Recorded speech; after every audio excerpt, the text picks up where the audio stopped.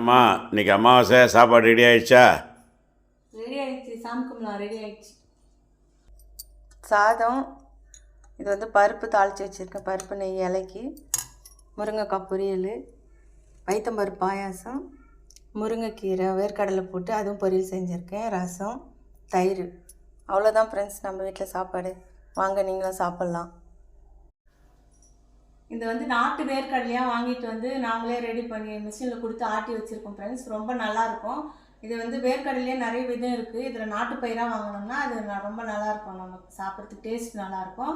இது பாருங்கள், எண்ணெய் எப்படி நம்ம வீட்டிலே தான் ஃபில்ட்ரு பண்ணி வச்சுது. இது எந்த மிஷினு அதெல்லாம் யூஸ் பண்ணாமல் பாத்திரத்தில் வச்சுருந்து அதுக்கப்புறம் ஃபில்ட்ரு ஆனதுக்கப்புறம் எடுத்து பேக் பண்ணியிருக்கோம்.